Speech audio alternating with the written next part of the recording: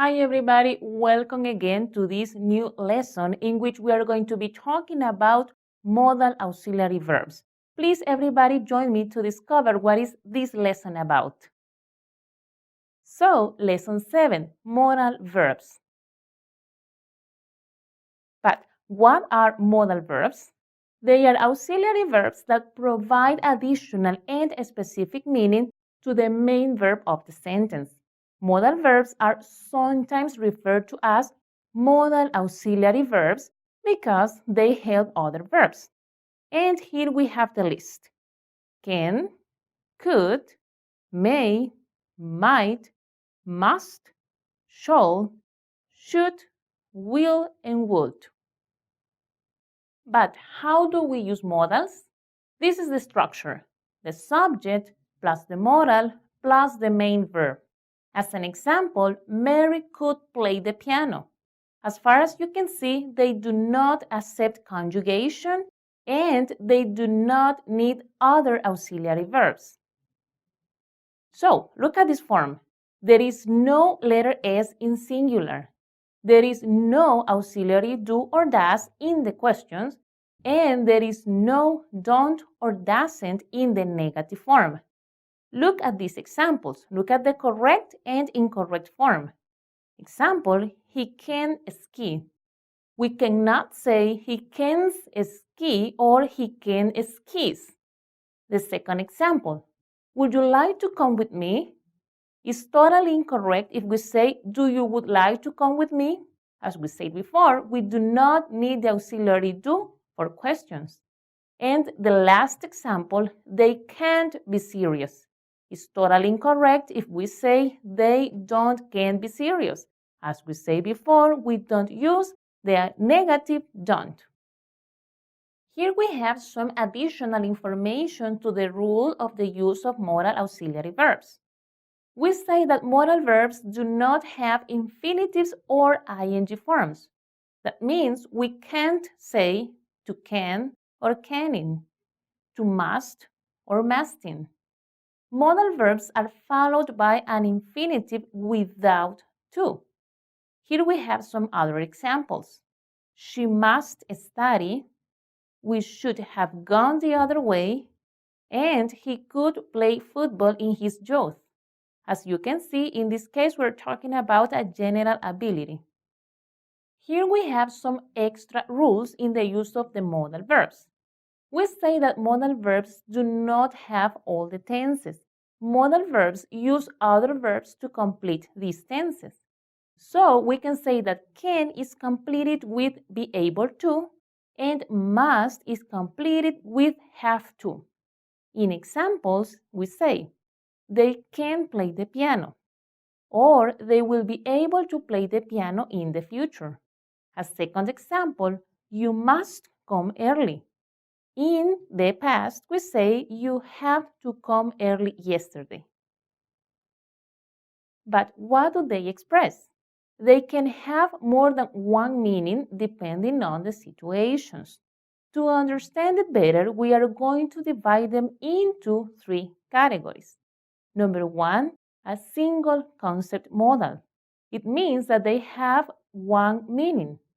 Number 2, double concept modal. It means they have 2 meanings. And finally, modals in the past. They are used to express a situation in the past. Let's study all categories. The modal verbs that belong to the single concept are will, might, should, ought to, and had better. Double concept modals: may, must, would, shall, could, and can. And finally, we have the modals in the past, and they are would have, could have, might have, should have, may have, and must have. As far as you can see, we add the auxiliary have to give the meaning for the past. Single concept modals. In the case of will, we're talking about the future. In an example, Joe will travel to New York next week. Might means a small probability. In an example, I might move to Canada someday. Auxiliary should means recommendation. In example, you should go to the doctor. Ought to is the formal recommendation. In example, we ought to know about first aid. And finally, had better means warning. In example, I had better study or I will fail the test. Double concept modal, as we said before, they have a double meaning. In the case of may, we use it for permission, like in the example, may I come in? Or in the use for the second time is good probability. In example, we may visit Mexico this summer. The same happens with must.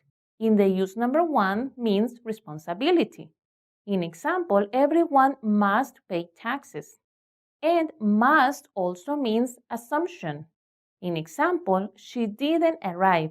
She must be sick. Finally, we have would, which is in use in the past, in the case of used to, and we say, when I was young, I would play soccer, or when I was young, I used to play soccer. Or in the second use, we say, present unreal. In an example, I would buy the car, but I can't afford it. Double concept modal again. So we have shall, which means educated expression or offer. In an example, excuse me, I should go now. Or in the second use, contractual obligation. Example, the company shall pay on January 1st. The use of could for the first time means unreal ability. Examples, I could go if I had time. And in the case of the number two, means past ability. She could play the piano, not anymore. And finally, we have can, the use number one, means present ability. We can speak English. Or in the case of the use number two, means permission. Can I have a sweet? Modals in the past. They are modals refers to actions that happened in the past. Which one is the structure? Modal plus have plus verb in past participle. Look at these examples. It must have been a difficult decision. They should have invited her to their wedding. Modals in the past. Don't forget the structure. Modal plus have plus past participle. Look at this table. Modal would have. The concept past unreal action. In example, I would have bought the car, but I didn't have money. Could have. Past unreal ability. In example, she could have taken the flight. May have. The concept past unreal possibility. Example, we may have passed the test, but it was in French. Might have. Past unreal small probability. Example, you might have sold the house if you really needed the money. Modal should have. Past unreal recommendation. Example, you should have listened to the doctor. And finally, must have. The concept past unreal assumption. Example, we must have been crazy. Important. There are a few verbs which often serve as modals too. These are modal-like verbs. They need to be conjugated. Look at the following table in order to understand the modals-like verbs. So we have the modal, the concept, and the example. Let's start with like to, which means enjoy. In example, I like to watch TV. Want to, which means desire. John wants to buy a car. Need to, which means necessity. In example, we really needed to talk to you. Have to, which means obligation. Susan had to pay the rent.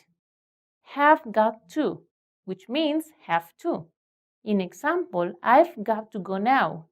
And finally, look forward to, which means a future plan.